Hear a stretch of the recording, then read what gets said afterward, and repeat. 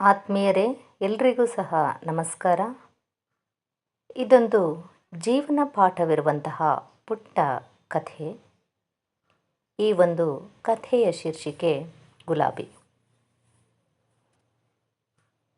ಗುಲಾಬಿ ಅವಳು ಖಾಲಿ ಬಟ್ಟಲನ್ನು ಹಿಡಿದುಕೊಂಡು ಅನ್ನಕ್ಕಾಗಿ ಆ ಬೀದಿಯ ತುಂಬ ಅಲೆಯುತ್ತಿದ್ದಳು.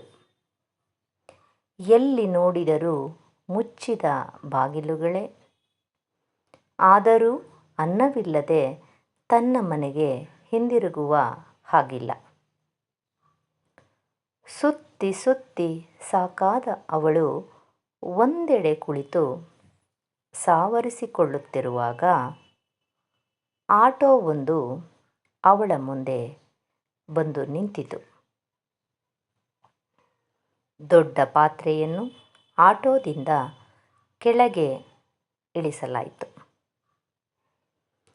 ಅವನು ಎಲ್ಲರನ್ನೂ ಕೂಗಿ ಕರೆದ.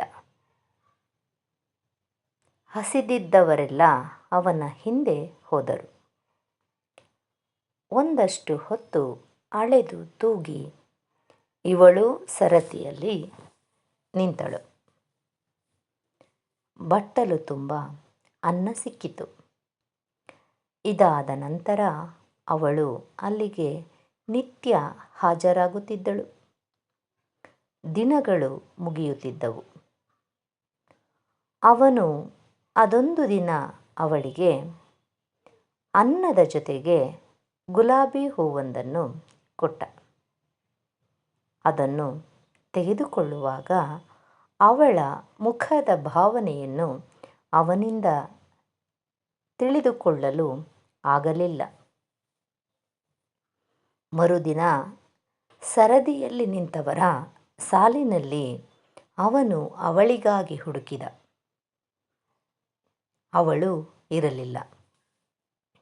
ನೀತಿ: ಪರರ ಅಸಹಾಯಕ ಪರಿಸ್ಥಿತಿಗಳನ್ನು ನಮ್ಮ ಅನುಕೂಲಕ್ಕೆ ಬಳಸಿಕೊಳ್ಳಬಾರದು. ಧನ್ಯವಾದಗಳು.